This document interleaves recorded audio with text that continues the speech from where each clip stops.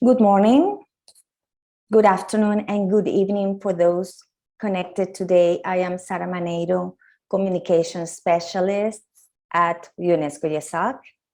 Para escuchar este evento en español, les invitamos a seleccionar el canal de español en el menú. You have the options of listening to this event in Spanish, English, or without translation by selecting the option of preference on the lower part of the screen.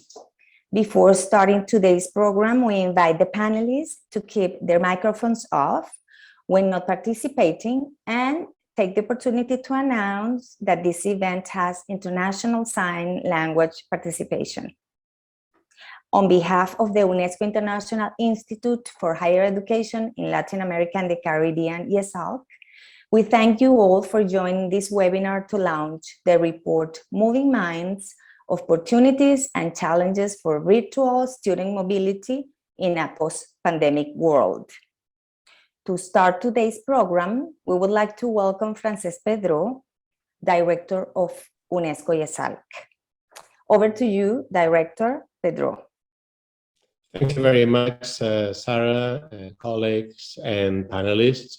It's really a pleasure to see that we are launching today this important report on virtual mobility.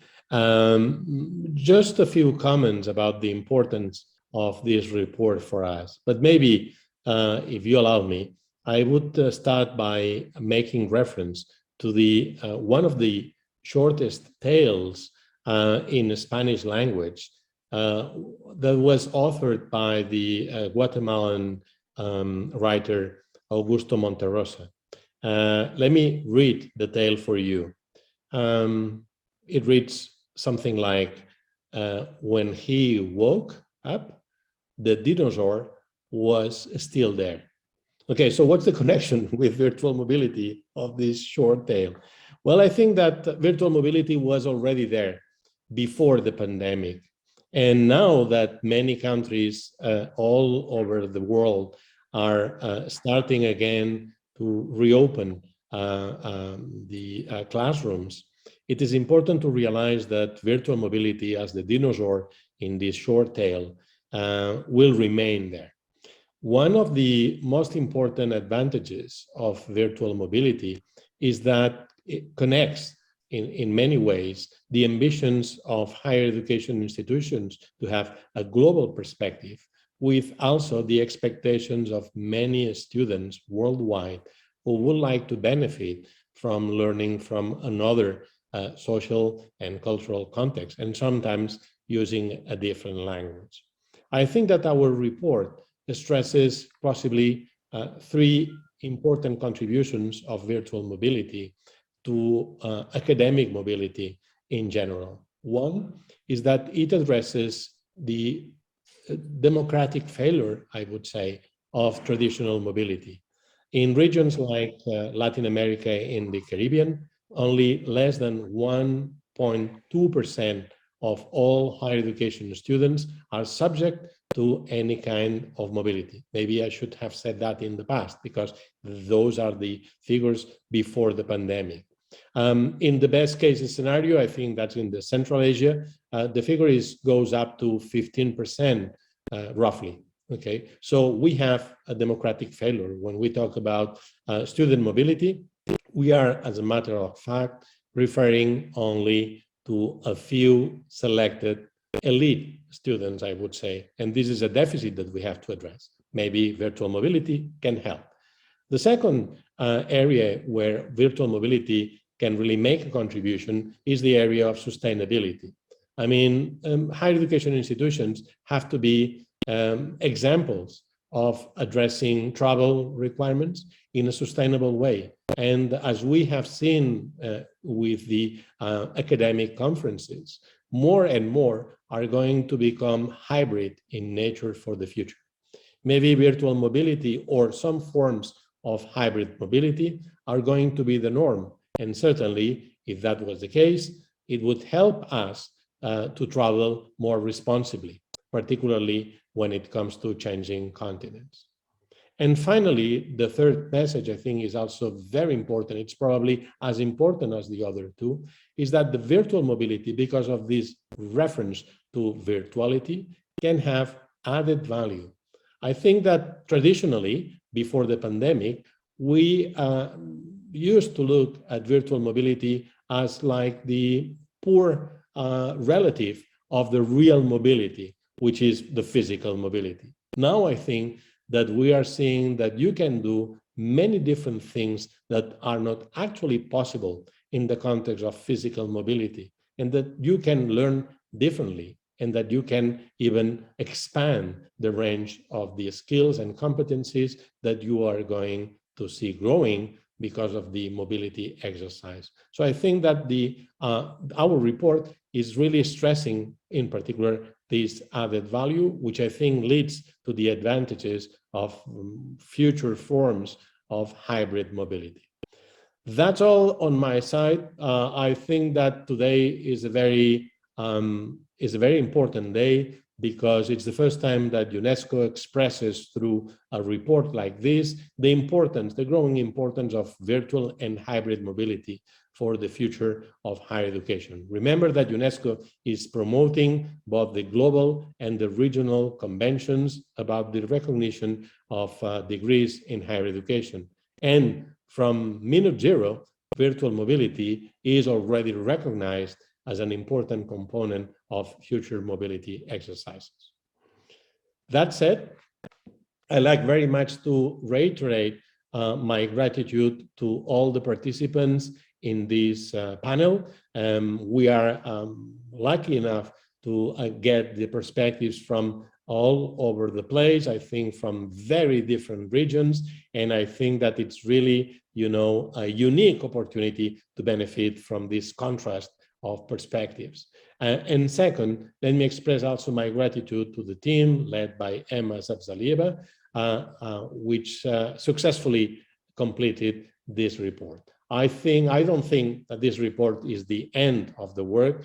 I see it as the beginning of a long-term commitment of our institute and UNESCO with virtual mobility, hybrid mobility, and the future of a more democratic and sustainable academic mobility. Thank you very much, and thanks to all for joining us in this launch. Back to you, Sarah. Thanks for your words, Director Pedro.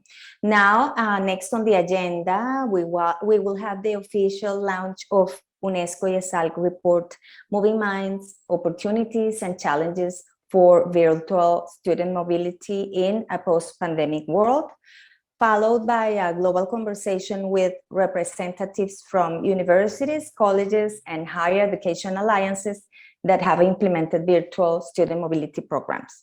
After their presentations, the audience is welcome to submit questions to all the speakers in English or Spanish through the Zoom chat.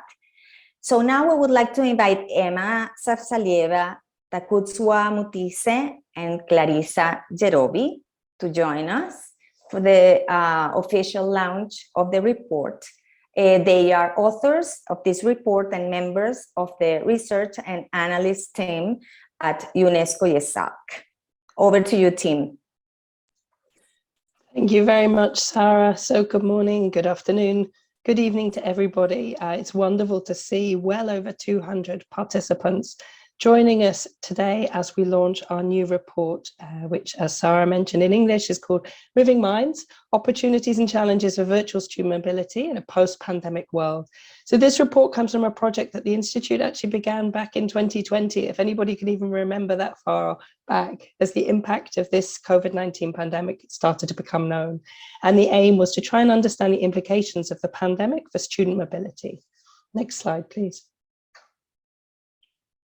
So those of you who are already familiar with this field in general might be familiar with terms like, for example, collaborative online international learning, which often goes as COIL, or virtual mobility or virtual exchange. So just as a clarification, in our work, we're using the term virtual student mobility, implying that it covers those ideas, and learning gained from works where COIL and virtual exchange terminology is applied. So given this inclusive definition, which you can also find on our website, there's a couple of QR codes coming up during the presentation, which you can scan. So we define virtual student mobility as a form of mobility that uses information and communication technologies to facilitate cross-border and/or inter-institutional academic, cultural, and experiential exchanges and collaboration. Next slide, please. So as I mentioned, in the first stage of our project, we were trying to understand the implications of the pandemic on student mobility. So to do that, you first have to understand what's the baseline that we're working with. So in the pre-pandemic era, so back before 2019, 2020, we found that student mobility was typically understood as being a physical experience. But I think it's really important to note that it was an experience that was extremely exclusive. So we calculated that just over 2% of the world's student population was mobile prior to the pandemic. Not only that, but mobility had been concentrated in particular regions, typically in the global north, and it obviously has a significant carbon footprint due to the travel. So what you're seeing on screen now is a snapshot of an infographic and a short video that we put together to demonstrate this sort of baseline that we found. But due to the travel disruptions caused by the pandemic, an increasing number of higher education institutions have been turning to technology to transform their mobility programs to virtual forms. But because there's no baseline for virtual student mobility in the same way that we count physical mobility, we decided to investigate further to better understand how this virtual student mobility is being implemented and operationalized, as well as how students are experiencing it. Next slide, please. So in the latest phase of the study, which leads to the report that we're launching today, our aims were to assess the operationalization of virtual student mobility in global perspective, to establish what were the opportunities and challenges in implementing virtual student mobility, and to provide recommendations on embedding virtual modalities of student mobility. So today what we're going to do is tell you a little bit about some of those key opportunities and challenges that we identified, and invite you to turn to the report to understand more about the recommendations, which may also come up during the chat that and the Q&A afterwards. Next slide, please. So in order to meet the aims of the study, we created 14 case studies. Each case study is based on one or more virtual student mobility program that ran between July 2020 and December 2021. So this included 10 institutional case studies, and on the map now showing on the screen, you can see by different colors the linkages of those different case studies. So these are collaborations or individual efforts made by higher education institutions, and you can see here it really is around the world on virtual student mobility. In addition, we included 4 higher education alliances: the ASEAN University Network, the Association of Pacific Rim Universities, the Civis University in Europe, and the Hemispheric University Consortium. And again, you can see how globally dispersed those higher education alliances were. So in total, the case studies cover 73 higher education institutions in 38 countries around the world. So it really is quite a big undertaking that we've gone through. We've tried to include case studies with different kinds of virtual student mobility program, crossing multiple time zones, using different languages, and so on. Next slide, please. So how do we go about doing this? Well, we had a sort of two-pronged strategy to create the case studies. We did interviews with 32 faculty members and international office staff. And so we're really thrilled that 5 of the international office or related area staff were able to join us for our global conversation after the presentation today. That was 20 hours of interviews that were conducted in both English and Spanish. And we also, through the institutional case studies, were able to deliver a student survey to really learn more about students' experiences of virtual student mobility. Through that, we collected 107 responses from students at 17 higher education institutions in 12 countries. Again, the survey was delivered in both English and Spanish. So now I'm delighted that we're going to turn to some of the key findings of the study. Next slide, please. So in 8 out of the 10 institutional case studies, and in 3 out of the 4 alliances, the travel restrictions imposed as a result of COVID-19 was the key reason for introducing virtual student mobility, showing the opportunity the pandemic created to increase access to mobility through virtual forms. More than these travel restrictions, however, we found that the genuine interest of someone who would become the VSM champion usually a faculty member or someone in the international office, and their willingness to try it was what started most of the VSM experiences. This was the case, for example, with the Hemispheric University Consortium, or HUC. HUC's VSM champion has been able to bring the alliance of 14 universities in 12 countries in the Americas together to support over 3,000 students through various VSM activities. We also identified the importance of being willing to experiment and try out VSM. In the case of the APRU Alliance, the Vice Chancellor of the Chinese University of Hong Kong, who serves as the Vice Chair of the Presidential Steering Committee, came up with the idea to bring the students at Alliance member universities together virtually and took advantage of the pre-existing APRU network to introduce the concept to the rest of the partners, and these readily cooperated. Next slide, please. So the case studies highlighted how critical it was to find the right partner or partnership to ensure a successful VSM experience. And in all our cases, partners were already known either at a personal or institutional level before their VSM experience, making the first leap, designing and implementing VSM easier. Then these previous relationships provided the necessary trust and understanding needed to take a partnership forward in virtual student mobility. And most of the partnerships were institution to institution. However, we also had cases that looked beyond higher education institutions for partners, as was the case for Durham College in Canada. It partnered with an NGO that provided the connection with local organizations in Guatemala. Another option was to look within the institution for support. For example, UNAM in Peru is a great example of that. They partnered with their business incubator and language institute to prepare students for their VSM experience with Utah State in the US. Next slide, please. The case studies, they confirmed that VSM is considerably cheaper in financial terms to operate than physical mobility, although it is not free.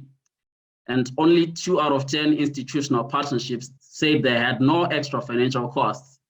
In some cases, such as the partnerships between KU Leuven in Belgium and Penn State in the US, students were not charged to participate. The VSM was already part of the course fees, as in that case, VSM was already integrated in the regular curriculum. VSM does bear cost in terms of time and equipment purchases. For example, in the Hassan II University of Casablanca in Morocco and Kennesaw State University in the US example, the partners were able to obtain external funding from the Stevens Initiative for syllabus design, teaching the course, and to pay the project leader and administration staff. Next slide, please. Some of the higher education institutions in our case studies had some requirements or a selection process to determine which students can take part in the programs. For example, Manipal Academy of Higher Education in India, they used academic good standing as a way to pre-filter students who would be eligible to participate in the program. And in some cases, students could opt in to participate in the VSM program. In the passage to ASEAN Alliance, the university chairing the alliance decided which courses to offer for the year. In other cases, participation in VSM was mandatory. It was also possible that within one partnership, the VSM program could be optional or a course requirement, as was the case with the University of Kelaniya in Sri Lanka, where it was optional, and Tallinn University in Estonia, where it was part of the course.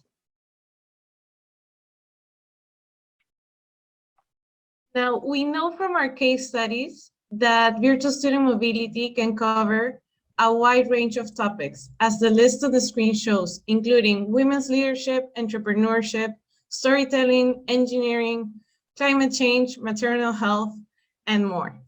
Most case studies use both asynchronous and synchronous activities. Having asynchronous activities gives students more flexibility when planning their workload. Recorded materials could be reused by students and faculty and sometimes used for other purposes or courses. For higher education institutions that had previously implemented physical student mobility programs, this meant adapting the way the course was delivered and making the most out of virtual learning. For example, sustainable development led by Universidad Nacional del Litoral in Argentina will typically last 2 weeks in person. However, in its virtual version, it lasts for 4 weeks, so as to use a mix of activities more effectively and prevent students' screen fatigue. Similarly, entrepreneurship in cross-cultural contexts, Colombia-Switzerland Virtual Student Mobility Partnership, learn from their first experience not to cram everything into 1 week and a half, and that it will be better to give students more time. Most case studies use 3 or 4 types of platforms or software, online teaching tools and resources, video conferencing platforms for synchronous activities, platforms for student communication such as WhatsApp and Slack, and institutional learning management systems. But for these platforms to work, they all require internet connectivity, and this appears to be a major challenge for many students. In the case of the partnership between Ashesi University in Ghana and the College of Worcester in the US, students in Ghana undertaking the Virtual Student Mobility Internship receive funding for accommodation in urban areas, and also monthly internet data packages to overcome this connectivity issue. Some of the biggest challenges to the successful implementation of virtual student mobility lay in the detail of managing multiple time zones and academic calendars. For one 3-country, 5-institution partnership, the University of Hawaii and the National University of Samoa start their fall semester in late August or early September, while the University of Tsukuba, Osaka, and Waseda in Japan start in October, which means that their academic calendars do not match for the entire semester. To overcome this, the partners agreed to schedule the Virtual Student Mobility Program during the weeks in which their semesters overlapped. Another challenge for virtual student mobility at institutional and international levels is credit recognition, which is a key component of most mobility programs. Among the case studies, the approach given by most of the credit-bearing experience was for it to be managed by each higher education institution, following their own frameworks. So for example, a BSM experience between 2 higher education institutions could mean X number of credits in one higher education institution and Y number of credits for the other. For the CIVIS Alliance of 10 universities in 10 countries in Europe, this was a matter of discussion, but parties agreed that the same certificate of attendance with the same number of credits would be given. Now, we're moving to the results of the online survey that we have. Unfortunately, we don't have to show all of the results, so I'm going to the end of the survey results, is the evaluation of the students. Overall, students were very satisfied with their virtual student mobility experience, 56% of them. 62% of students would very likely recommend virtual student mobility to others, and 70% of students would do virtual student mobility again if they had the chance. So this is a good start considering the lack of experience and lack of awareness of virtual student mobility by students. And as you can see in this first quote, it was a delightful experience. It made my day better. But as you can see on the second quote, some students didn't like it. For example, they didn't like doing it online. So in this slide, we're going to show a couple of areas to improve towards virtual student mobility in the future. First is that 37% of students asked for more interaction to improve their BSM experience. More time to discuss topics with the students from the other university, more opportunities to network with all students. This was true for students, but also for teachers, student interaction with teachers. And the other thing to be aware of is that even though we saw in the last slide, students had a positive experience with virtual student mobility, 55% of students will still prefer to do physical mobility in the future. I think it's totally different to travel to the destination and know the culture at the same time you study. If it was in person, it would have made the exchange more enriching as well as interesting. Now I'm going to pass on the mic to Emma, who is going to guide you through the last slides.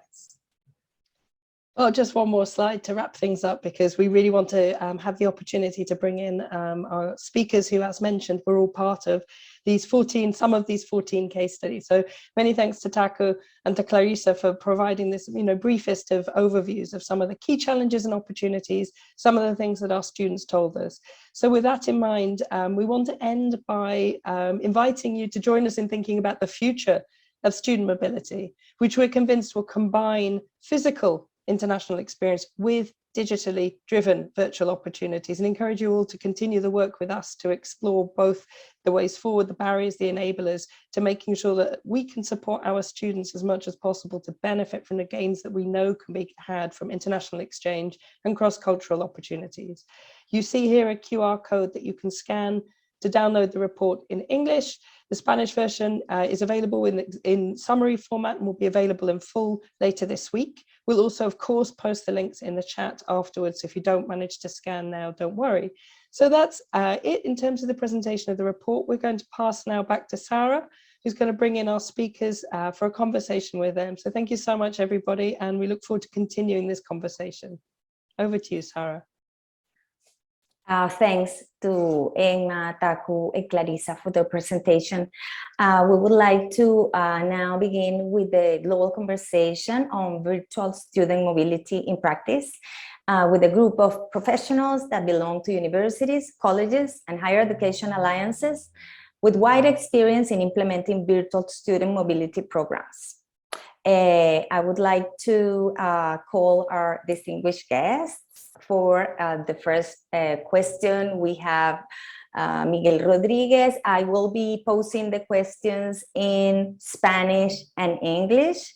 So this first question I will read in Spanish. And I would like to introduce Miguel Rodriguez, director de internacionalización en la Universidad Nacional del Litoral, Argentina. Bienvenido. Y para esta primera pregunta de la conversación global, quisiéramos saber, ¿sus actividades de movilidad virtual de estudiantes fueron adaptaciones de programas que anteriormente habían funcionado como movilidad física? ¿Qué aprendieron al adaptarlos para que fueran experiencias virtuales? Le doy el paso entonces a Miguel Rodriguez. Bienvenido. Okay, good morning, Sarah. I can answer the question in English, but I try to do it in Spanish to promote a more intercultural and multilingual atmosphere in this event. If you don't mind, I will switch to Spanish, even to be more precise with my words. Okay, yo creo que hay un aprendizaje muy fuerte que tiene que ver con el periodo de la pandemia. Todos sabíamos desde hace mucho tiempo que es posible promover y ofrecer una actividad académica mediante el uso de la tecnología, solo que la pandemia nos obligó a hacerlo. Para mirar hacia adelante, creo que es indispensable pensar en unas políticas que promuevan esta actividad, este desarrollo de capacidades antes en los profesores y luego en los estudiantes. Solo pudimos pasar de una experiencia que originalmente era presencial a una que ahora es virtual, porque nuestros profesores hicieron un esfuerzo muy grande en incorporar sus conocimientos de tecnología y del manejo de tecnología y de una pedagogía específicamente orientada al uso de esa tecnología. De lo contrario, no hubiera sido posible.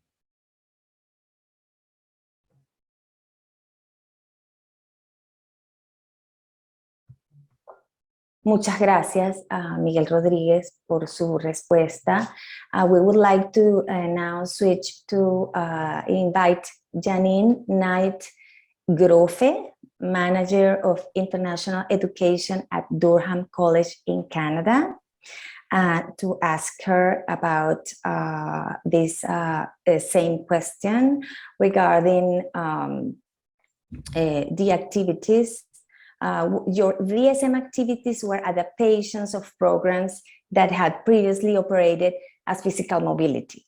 What did you learn while adapting them to the virtual experiences?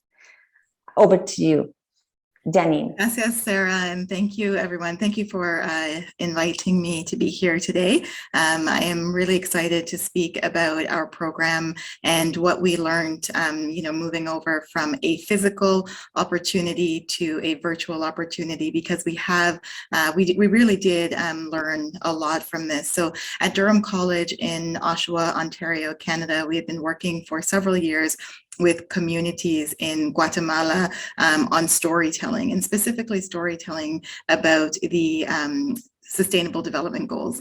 And we realized that, with the pandemic and the inability to travel through the faculty-led programs that we were doing previously to the communities in Guatemala, we really wanted to continue the work, and we put our heads together to figure out how could we continue this work in an online form, and what were really the key outcomes of the work that could continue, because what we found, telling stories, doing podcasts, which is what we were working on, that can be done with technology. But what we really learned deeply from the students' travel is the global perspectives, the intercultural skills, the working across cultures, working across languages, working across time zones. All of those things really pushed our students who are participating in the project to learn to be just, better global citizens. And that's what we really wanted to keep when moving to a virtual opportunity.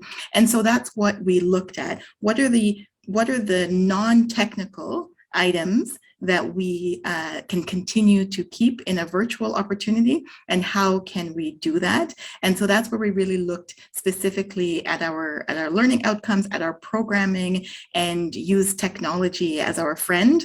But what I would say overall we really learned is that the technical aspects can be overcome. Those seem to be overcomable, if that's a word that I can create, and I'm sorry for the translators, but that part seems more straightforward. But it's the softer skills, the intercultural skills, the global skills, that physical programs, when you actually have to travel to a new country, you have no choice but to adapt. So how do we put that into a virtual opportunity? That's where we put a lot of our efforts, but we learned that you can still get those wonderful cross-cultural interactions. You can still push students to be more adaptable, to get outside of their comfort zone. So I'd say that's primarily what we learned moving from physical to virtual, is that you can continue with all of those great outcomes, both the technical and the non-technical, as long as the design is deliberate and specific. So that's what I would share about our learnings. Thanks so much, Janine. Janine is Manager of International Education at Durham College in Canada. Thanks for your response. Now we would like to go to invite another of our guests. For the second question, we would like to invite Phuong Nguyen, International Relations Coordinator at Hanoi University of Science and Technology in Vietnam, to answer the following question. And this has to do with your VSM activities were set up through higher education alliances. Can you tell us about the value that this alliance-led VSM virtual student mobility opportunities added for students? Over to you, Phuong Nguyen. Thank you so much. Okay, thank you so much, Ms. Sarah. Okay, so greeting from Hanoi, Vietnam. I'm very excited to be here today at the VSM report launching. And yes, to answer the question first, I would say that this question is very interesting, and thank you so much for the question. So about the alliance, I would say that our alliance were in the report saying it's an alliance with other Asian countries, and our alliance is driven by the needs for regional solidarities and a shared responsibility towards people and society as a whole. So we attribute this to our core values, which are simplicity, flexibility, and most importantly, a direct focus to our students. So who will shape the world of tomorrow, right? So I would say that the values that the Alliance lead VSM opportunity added for our students are first, it's managed to provide our student with a really affordable excellence, where students can really afford a valuable opportunity, no airfare needed, no local accommodation needed, etc.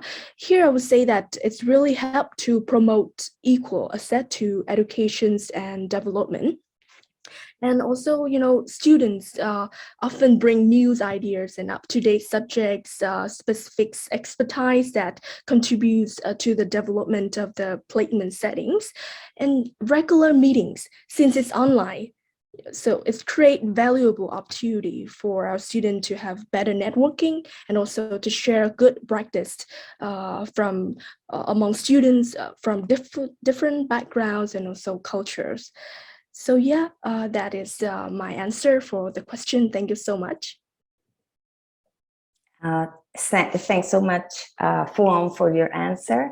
We would like to invite Gabriela Gerón Piñón, Director of Partnership, Innovation and Communications at the Hemispheric University Consortium. She's based at the University of Miami in the US. Welcome, Gabriela, and we would like to ask you the same question. Can you tell us about the value that this alliance-led VSM opportunities added for students? Over to you, Gabriela. Thank you so much for the invitation. It's an honor to be here representing our different initiatives. We at the Hemispheric University Consortium, we are an alliance of 40 universities across Canada, Latin America, the Caribbean, and the United States. And we have the purpose of facilitating collaborations in education, research, and innovation. And we, at the University of Miami, we are acting as a secretary.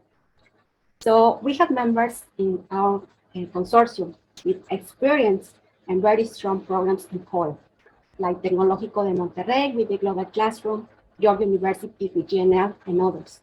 With that, we were able to learn together, to help each other, to share resources, and that helped us first to implement COIL in our different institutions, increasing also our capacity building programs, training our professors. For example, we supported Universidad San Francisco de Quito with the Chief Academy. With this, we were able to offer opportunities of virtual collaborations, and in the same time, we make a lot of innovations.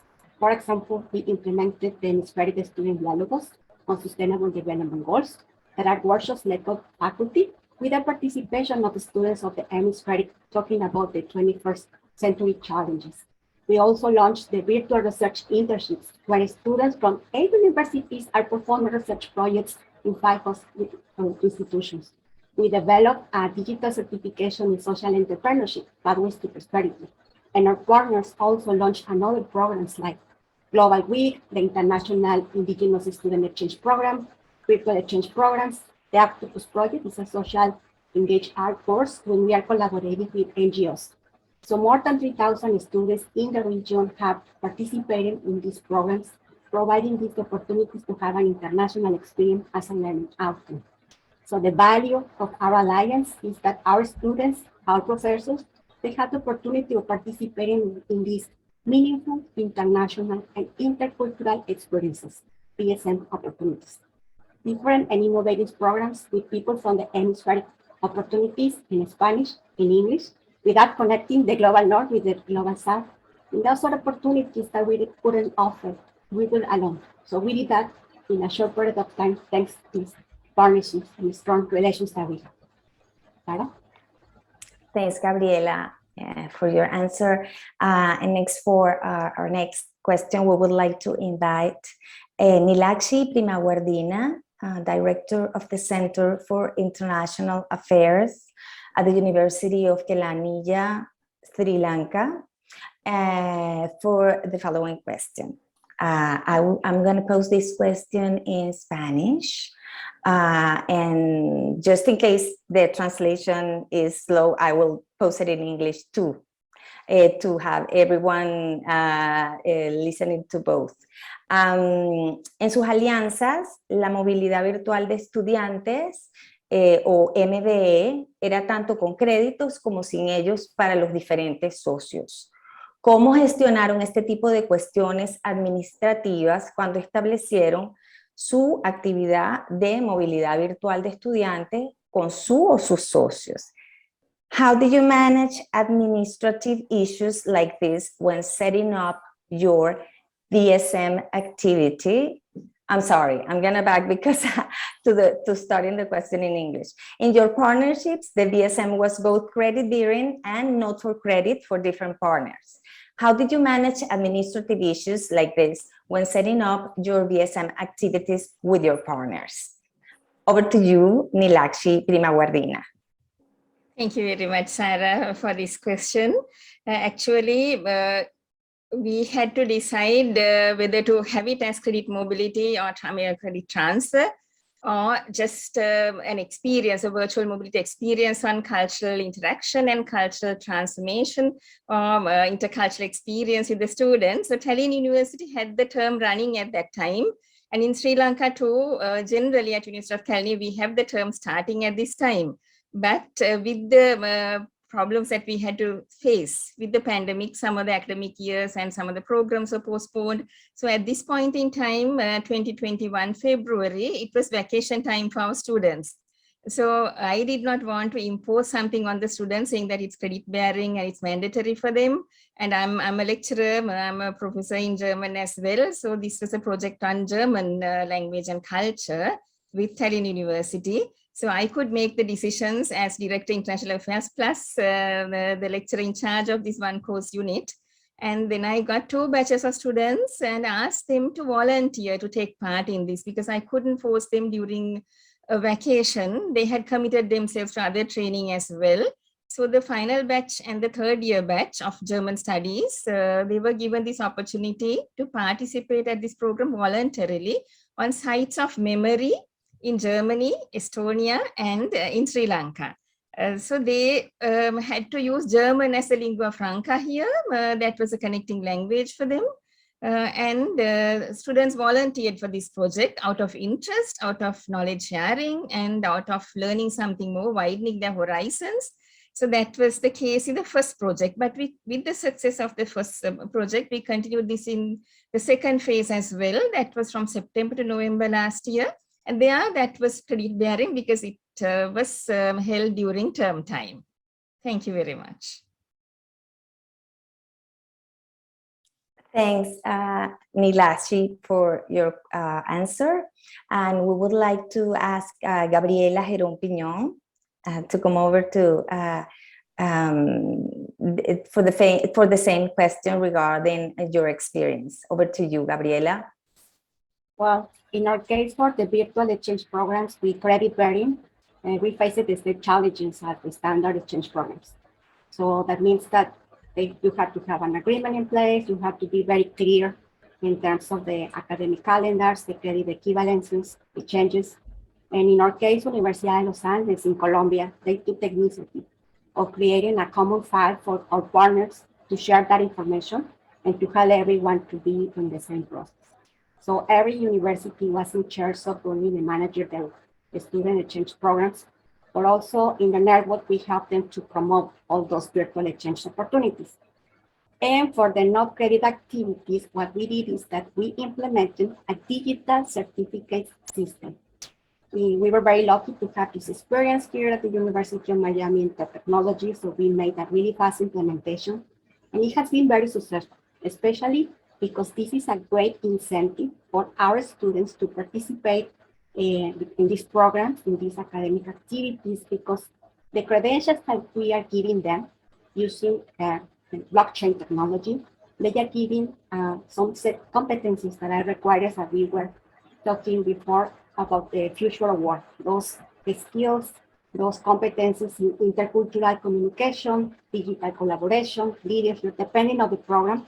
So every institution is leading one of these programs. They are a champion. They are the ones that are running the programs and working and making sure that the students, faculty, in some cases staff, they successfully are participating in the programs, making sure that there is always a learning outcome before that we are going to be issuing the credential. We in the consortium, we have a policy and guidance, making sure that this is important because we know that the employers and the community, they value all these credentials and competences because we are educating global citizens. So this is our experience in these 2 terms.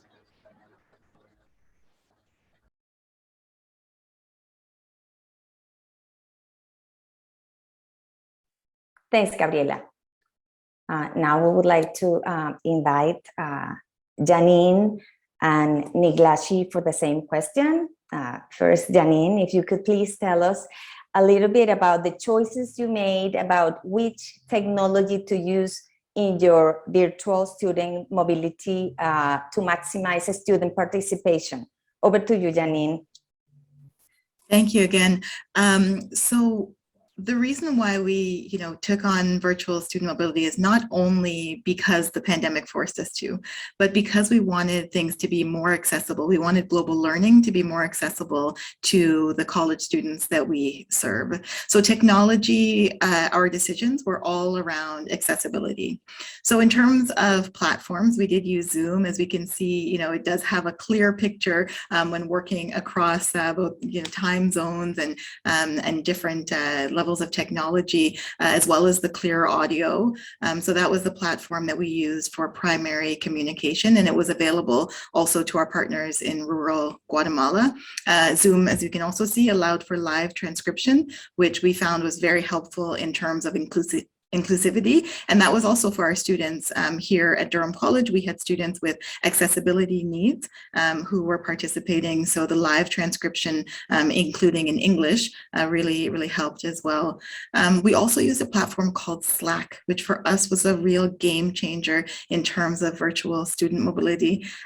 Slack kind of provides instantaneous translation, so that meant the students in Guatemala could upload videos, photos, and scripts, and our students here at Durham College could respond with feedback and encouragement right away. It helped us also to keep stories on track. There was also a side benefit of using Slack because it was available to students at all times outside of the times when they were meeting over Zoom. Students from both countries would sometimes just pop on, check in on each other, how they were doing. So that really helped students to get to know each other across those countries.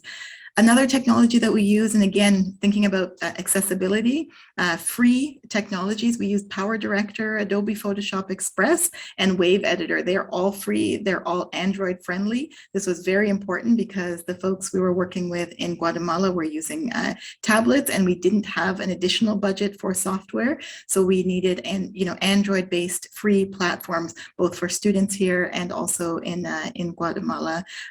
So it was beneficial and accessible, but then for our students here at Durham College, a side benefit was that they were able to learn new industry level softwares as well. So those technology decisions were really around accessibility, openness, and how we can clearly communicate across our time zones and countries. Thanks. Thanks, Janine. We would like to know Neelakshi's experience regarding this question. Over to you, Neelakshi. Thank you very much, Sarah. Yes, in Sri Lanka, of course, we use Zoom for teaching, and there's data-free access to Zoom teaching and the Zoom platform for all the students as well as all the lecturers, even today. So that was actually provided to us by the Ministry of Education and the University Grants Commission.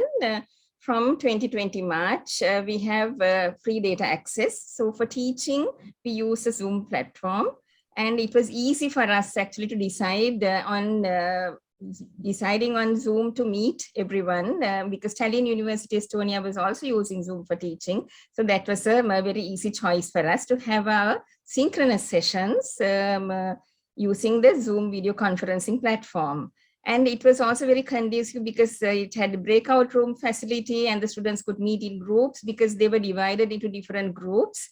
According to the themes that were provided, the students were supposed to select some themes, and then finally we decided on these spaces of memory or sites of memory from Germany. To give you an example, for instance, Christmas, the theme Christmas. How is it celebrated in Estonia, in Germany, and in Sri Lanka? Or the national anthem, what significance does the national anthem have for each of these countries? When do you play it? And what are the events that you really use the national anthem for? What significance does it have? So such topics are selected for 5 groups in this project. And they had to meet in 5 breakout rooms as well. So Zoom was very conducive and it was very easy for these synchronous sessions. And the students, of course, use different platforms to meet later on, and social media as well. WhatsApp, Facebook, and different mechanisms. Also Zoom, because you can have 40-minute free Zoom sessions, and also Google Slides. And Google Drive was used by the lecturers, myself and my partner from Estonia, Professor Mari Sagpak. We used to upload all the material related to these themes so that the students can download them and go through the material and prepare their presentations of 15 minutes duration for the final session. So these were the tools that we used, and the students also got used to new mechanisms, new technology, which is going to be very helpful for them in their future careers as well. And Zoom, of course, they were very competent in using this, sharing their slides and sharing their ideas as well. And Padlet was used a few times as well to get their opinion, and opinion polls were conducted as well. So these were the choices we made, which were easy choices, which were freely available to us as well. Thank you so much. Thanks to you, Neelakshi. And now we would like to invite Miguel for our next question in Spanish. Sus asociaciones son un ejemplo de cómo la movilidad virtual de estudiantes puede satisfacer las necesidades locales y regionales al tiempo que aborda cuestiones globales. Pueden aconsejar a otras instituciones de educación superior de fuera del norte global sobre la creación de movilidad virtual de estudiantes impulsada por esta experiencia local regional. Adelante, Miguel.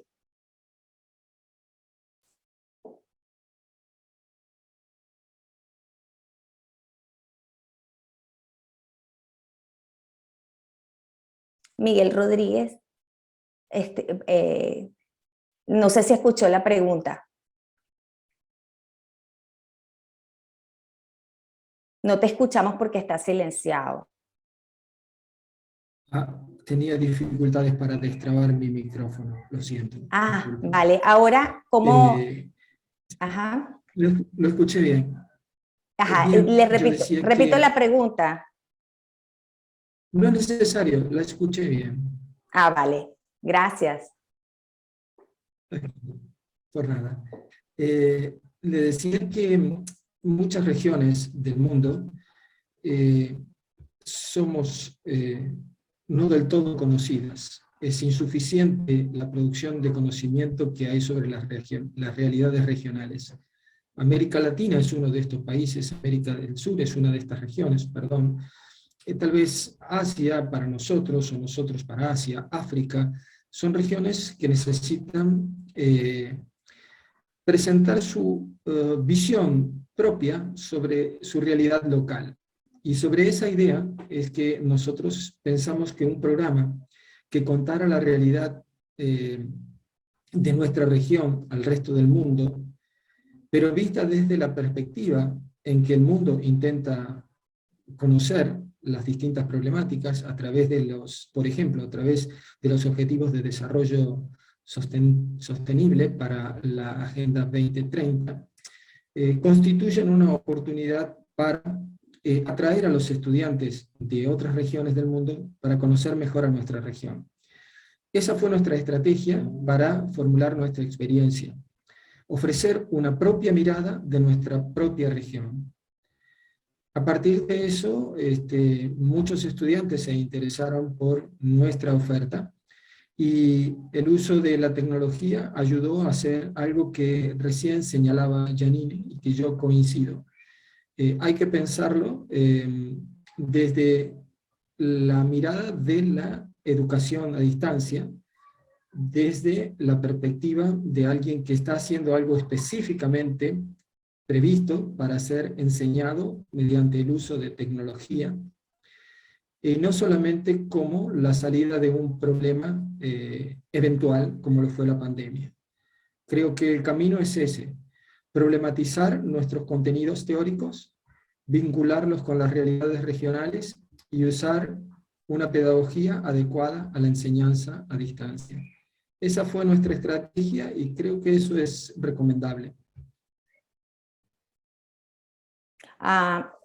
Muchas gracias, Miguel, por la respuesta.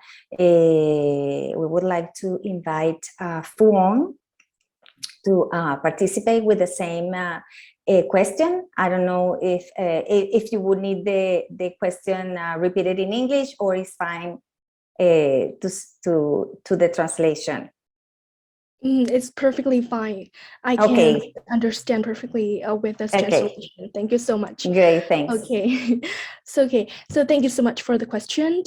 For this question, I would start first by saying that motivation for partnering is based on common designs for particular outcomes, right? So, for example, like having a shared goals or visions.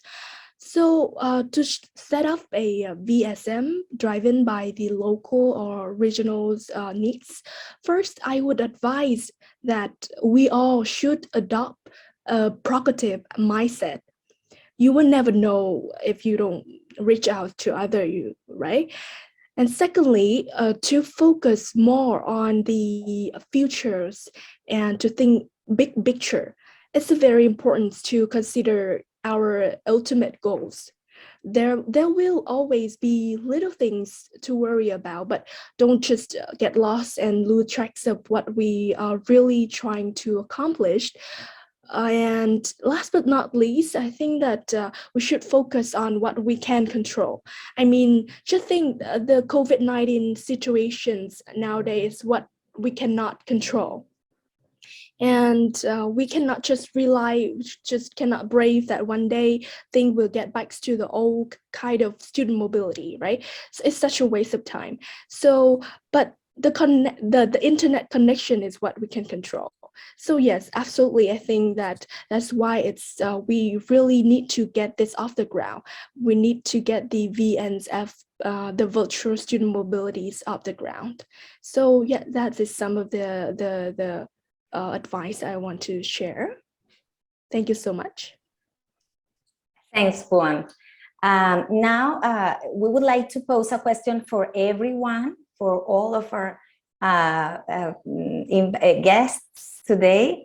And it is, what is one message or piece of advice that you would offer to a higher education institution that is thinking about setting up virtual student mobility experience for the first time? And I don't know if someone would like to start. Maybe Janine? Yeah, sure. Thank you, Sarah. So my piece of advice would be, and I kind of touched on it before, which is just maybe consider why you're doing the virtual, why you're interested in exploring a virtual student mobility. Because like I said, for us, the pandemic forced us to think why, and you'll see there's a conversation in the chat happening about that as well, is that it's more for us now about accessibility and about the opportunity for more students to be involved in global learning and global opportunities who would not have been able to afford it otherwise. That was our why. Other institutions may have another reason, but once you are very aware of the reason that you would like to do this, then I think everything else follows, because the passion is there for your why. So that would be my piece of advice. Gabriela? And I'm going to switch to Spanish so I can join my colleague Miguel Rodriguez for this question.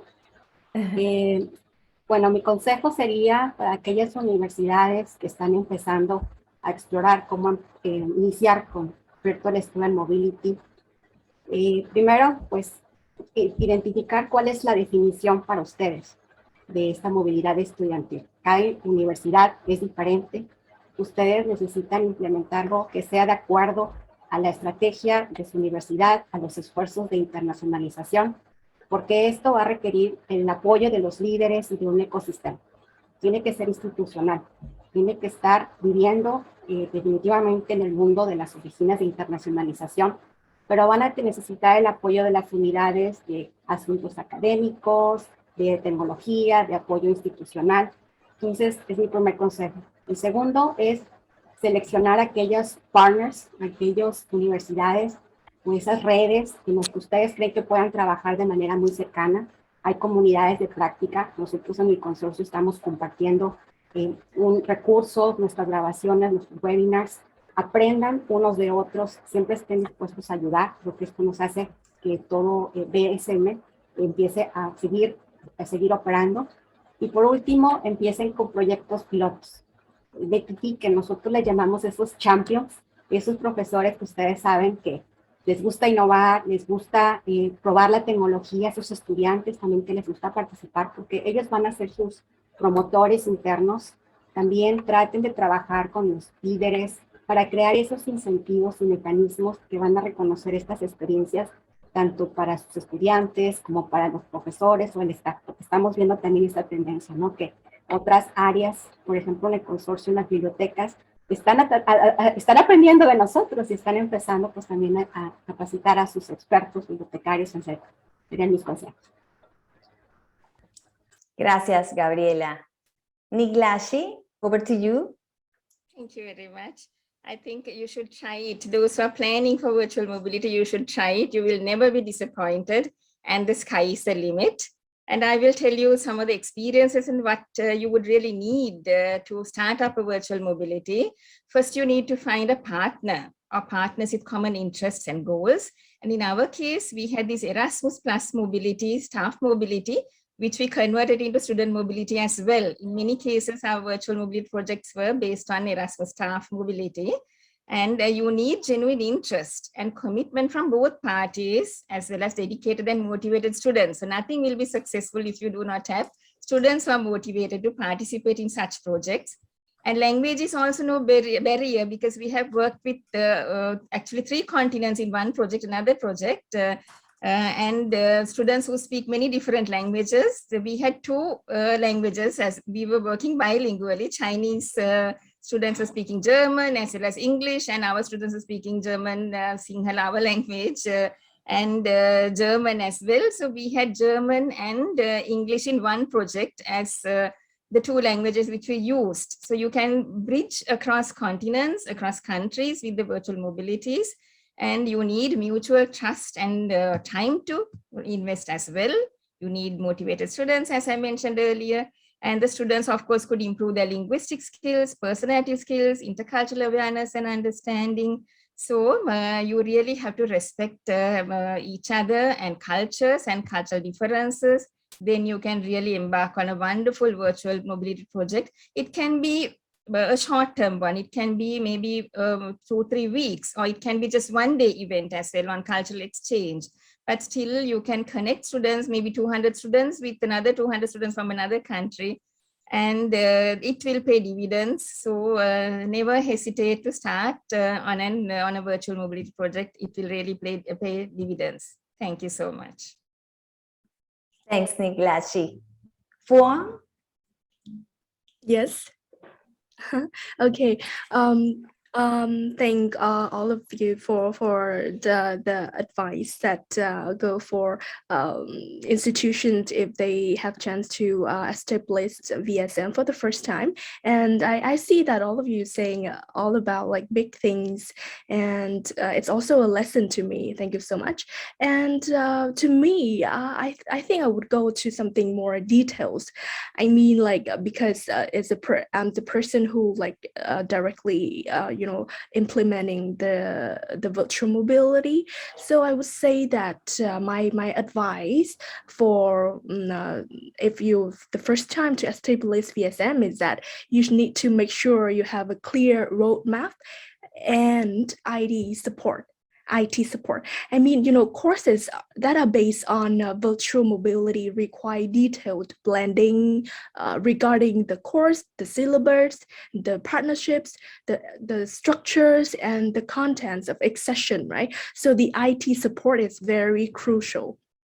And these aspects should be clearly, articulate to potential instructors or potential professor of your VSM as a step-by-step process with support provided for each step. So yes, that is my advice. Thanks, Phuong. And Miguel, I don't know if you would like to come up with an advice also. Sí, claro. Yo creo que una clave para esto es no subestimar el desafío, entender la verdadera complejidad. Aquí hay un asunto que tiene al menos 3 componentes. Uno es pedagógico, académico, el otro es tecnológico, pero también hay un componente institucional muy fuerte. Sin apoyo de las instituciones, al menos en América Latina, es muy difícil pensar en que se consolide la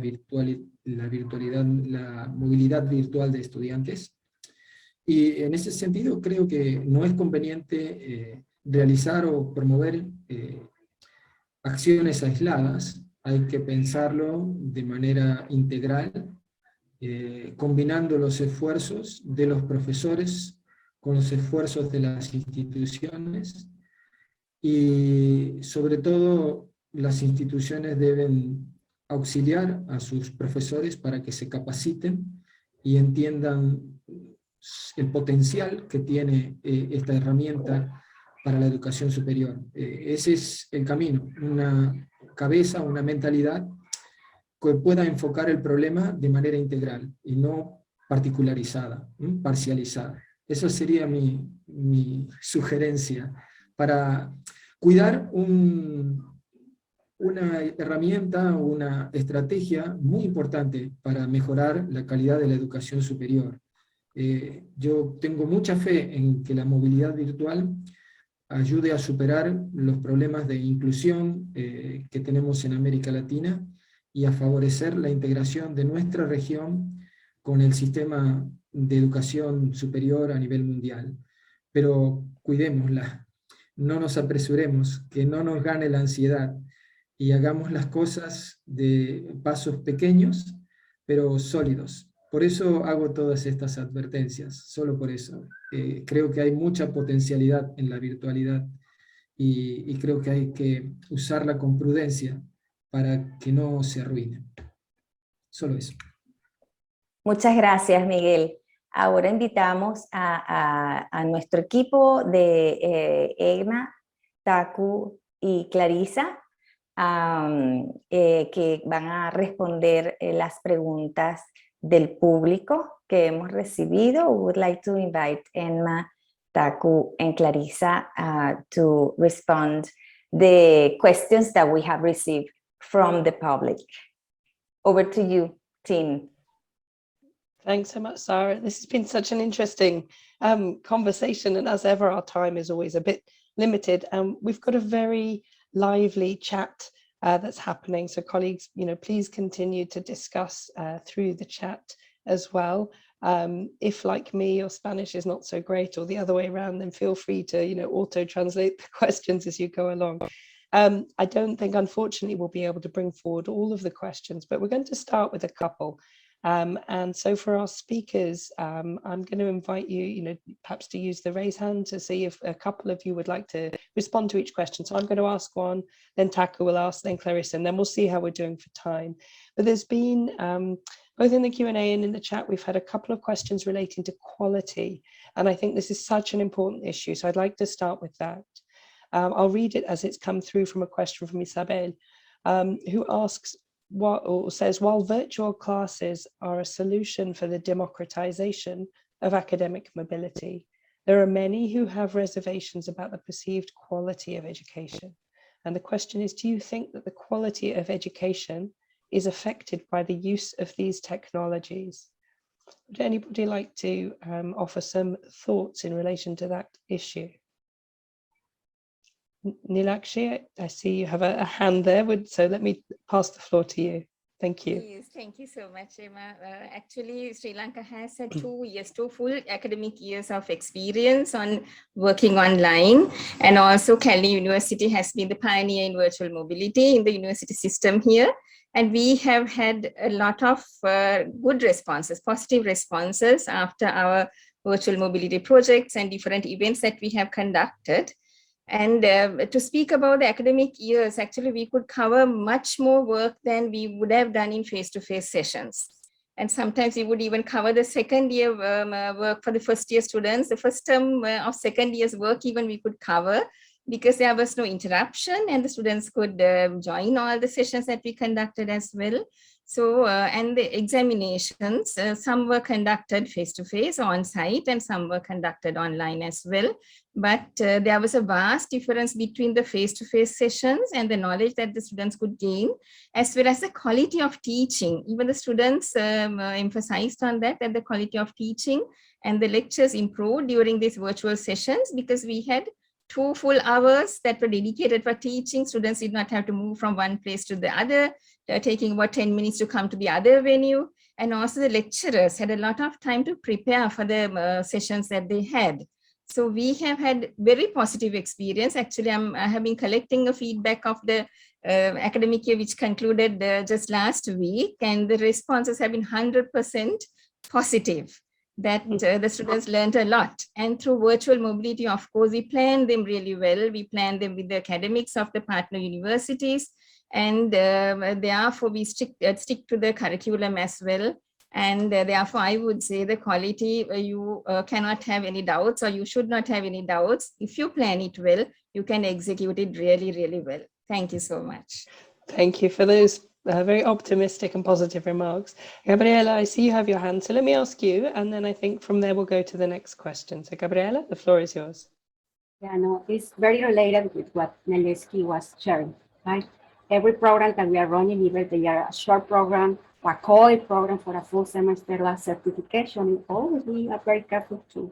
There is a champion, there is one institution who really has the experts, right? The experts and the quality in those programs. So we, the other partners, we help them to really make sure that the programs that we are offering also, it's the other institutions can also work on that. So everything that we are offering is our own faculty, right? So that gives us a really standard, right? That the faculty that are, our institutions are the ones that are offering. And as Neelakshi mentioned, we are always having a learning outcome. Since the beginning of having any activity, we are defining what is the outcome that we are expecting of that. And we are very rigorous in having that final results, because we want to see what is the achievement, the knowledge, the competence that our students have been identifying. So, and as we have some surveys to see what is also the experience of our students, and we have testimonials that actually are in our website, right? So this is our efforts in quality, because it's important. We want to provide the best experience to our students and professors as well. Super, Gabriela, thank you. I would simply say, and also encourage colleagues as well, to please take a look at the report where we bring forward some recommendations. I think when we think about expanding access to these international opportunities through virtual or physical mobility, quality has to be hand in hand with issues of widening participation. And to me, it seems that because many of us are not necessarily as familiar with doing mobility in this virtual format yet, that actually a lot of our work, and this is one of the reasons why we invited our speakers to join us today, is about raising awareness, to say, as our colleagues have, that this is possible. Sometimes it might feel a little bit overwhelming to begin with if you're not perhaps so familiar with, the virtual pedagogies, or your students might need some support with digital literacies, which is also an area that can help with quality. But unless you start experimenting, you won't know sort of where to improve from there. So I hope that, having heard from some of our colleagues today, also I know that we have some others in the chat who have experience as well, also helps you to feel that this is something which is more possible, that this is happening. And, you see from our maps, it's happening all around the world. So let's, I think, learn from what we're hearing today as well to help us as we move towards picking up this quality issue. Taku, I think you were going to raise another question that's come through. So over to you, Taku. Yes, thank you, Emma. So the question that came through in our chat is, do you have any suggestions or recommendations on how to increase South-South participation in virtual student mobility? And I'd like to thank Ms. Nguyen. You can tell us more about the passes to ASEAN and how you were able to, encourage exchange within the region. And then I could ask other panelists to answer the question. Thank you. Thank you, Mr. Takua. Okay, so for your question, you say that you want to know more like how we help to promote and help to engage students into the mobility between amongst Asian country, right? Yes. Yeah. Okay, so you know that. Just take my university as an example, because our student is basically, they are majoring in technical and science. They are very stiff. They just do not, I don't say that they don't have soft skill, but they do have soft skill, but I just don't think that is enough. And all they know is that academics kind of thing. So when we first introduce them to kind of virtual mobility, they are quite shy and they don't like to really have a good positive feedbacks to us. But then I see a very like a positive change from time to time, because students by then they realize that they can gain something really valuable to them, especially soft skill, because when they finish studying, when they get out to the marketing to the labor market, they would know that those kind of experience that they have with the mobility would be very precise and very valuable to them. And I would say that we do take care of them a lot regarding on promoting kind of knowledge of virtual mobility to them, so that from only within I can say that within 1 year, the volumes of students start to register to the mobility raised like dramatically, because student tell to student and a teacher tell to students as well. So yes, just increase the quality of the mobility by ourselves. Then if good quality, then it would attract more students by nature. So yeah, that is what I want to say. Thank you so much. No, thank you very much. Do we have another panelist who would like to take the question? How to increase South-South participation in virtual student mobility?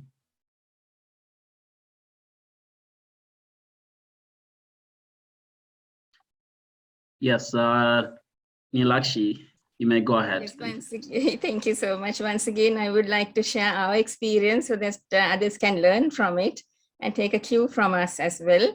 It is actually to promote in such a way that the students are interested and motivated at first.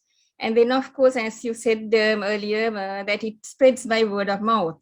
And then at different events, my students who took part in these virtual mobility projects were presenting at local events in the university as well as at national events. And that was very effective. Everyone was very much interested in taking part. Now I have a lot of queries as to how to improve and how to embark on such a virtual mobility in another faculty. And we started with the Faculty of Humanities, first from the Department of Modern Languages in the German section.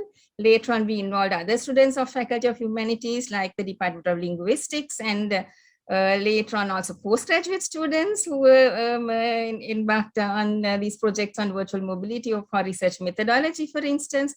And the Faculty of Social Sciences also joined afterwards on economics lectures, as well as research methodology for our undergraduates. So this goes by word of mouth, and we have internal students of over to 12,000 actually. And so far, we have managed to reach around 2,000 to 2,500 students who have taken part in different virtual mobility activities.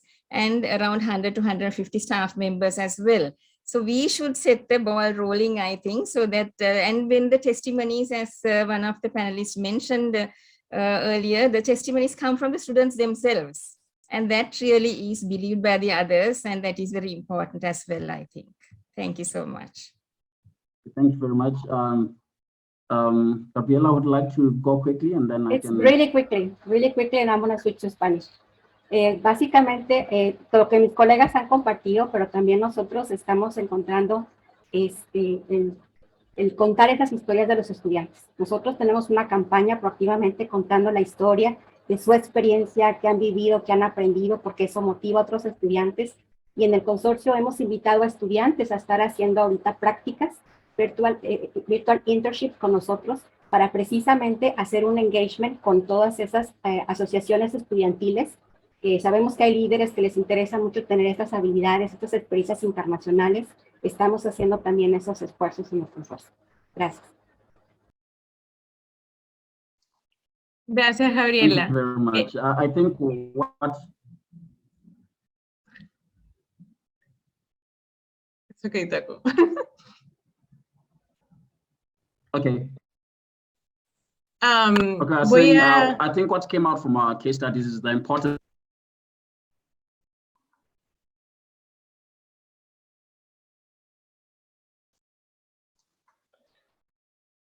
Everybody wants to talk and we're not quite sure which order to go in.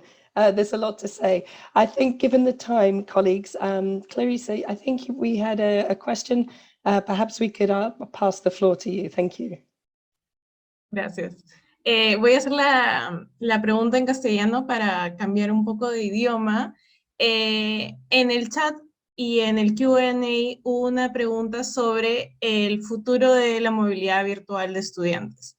Entonces, dado que, digamos, la pandemia ya no sería una mayor razón para tener este tipo de experiencias, ¿cuál es la importancia de continuar con este tipo de movilidad y por qué? Y quisiera tal vez escuchar a Miguel primero y de repente por ahí otros que puedan levantar la mano y acompañar en esta respuesta. No, gracias, Clarisa. No podía ser de otra forma que Janine también levantara su mano. Es seguro que ella tiene también una reflexión sobre esto.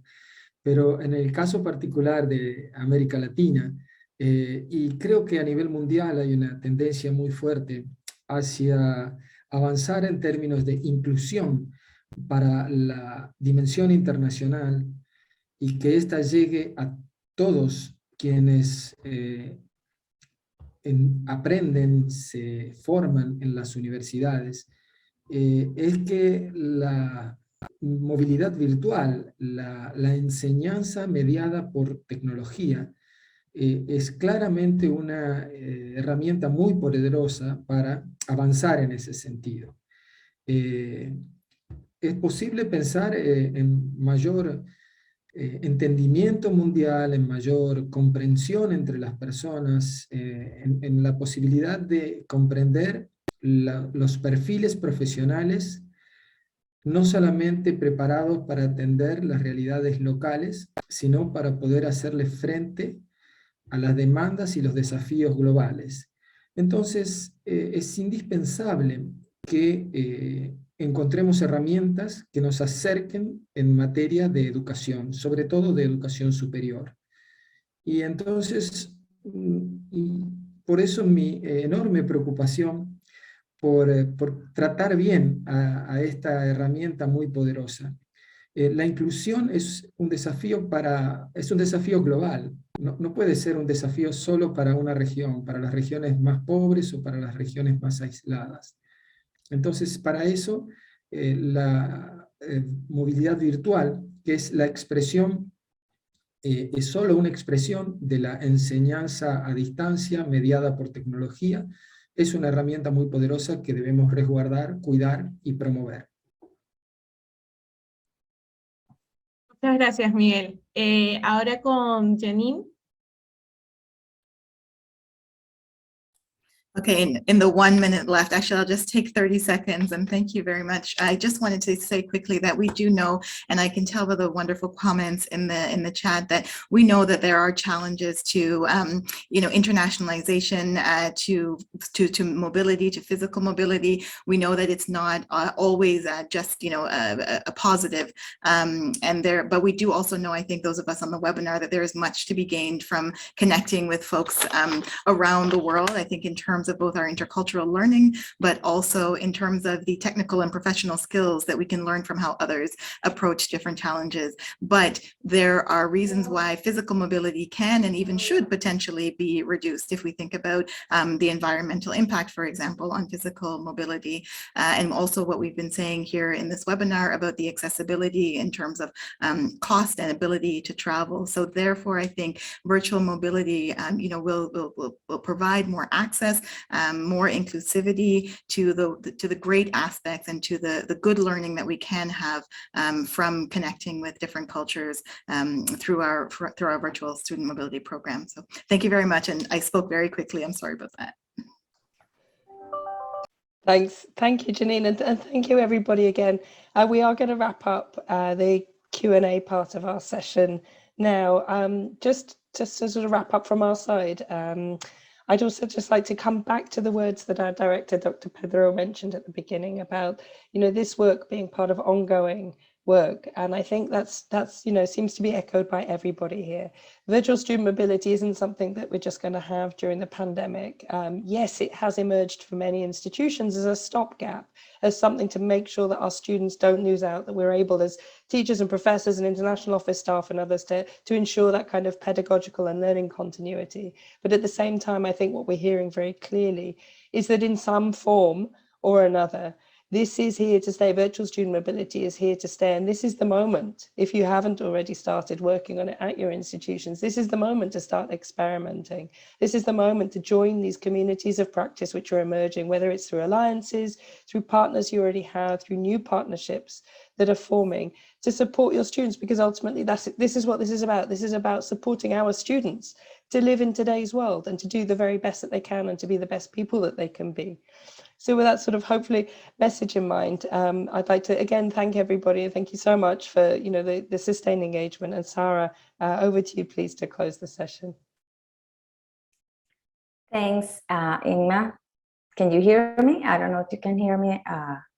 And see me? Yes. Thanks so much for this wonderful webinar, to not only to our guests, to our team, and to all the attendees, the people that join us today. I'm gonna close the event in Spanish to switch to close it differently that we open it. And so we would like to invite to all the panelists to turn on their cameras for this final image of the closing of this event. Voy a invitarlos a esta imagen de cierre del evento de hoy, a todos nuestros participantes, para que enciendan sus cámaras, y también al mismo tiempo aprovecho para, de parte de nuestro director, del equipo del IESALC, agradecer a todas las personas que nos acompañaron hoy, a nuestros invitados, a los que atendieron, a las 270 personas de distintas partes del mundo que estuvieron hoy con nosotros para esta conversación sobre movilidad virtual de estudiantes en ocasión del lanzamiento del reporte que van a poder encontrar a través de los enlaces que hemos compartido en el chat en nuestra página web. De igual manera compartimos nuestra página web, el canal de YouTube, y todos los enlaces posibles para encontrar la información del reporte, sobre el reporte y el reporte mismo. Los invitamos a visitar estos sitios para descargar la información, y de igual manera en breve estaremos publicando el video de grabación del evento de hoy. Entonces, y también los invitamos a suscribirse a nuestro boletín de noticias que está disponible en la página web. Entonces, de parte de todo nuestro equipo en UNESCO IESALC, muchísimas gracias. Manténgase atentos a nuestros próximos eventos y que tengan un muy buen día, tarde o noche, dependiendo de su ubicación geográfica. Muchas gracias por acompañarlos y también por seguirnos en nuestras redes sociales para los detalles relevantes en torno a la movilidad virtual de estudiantes.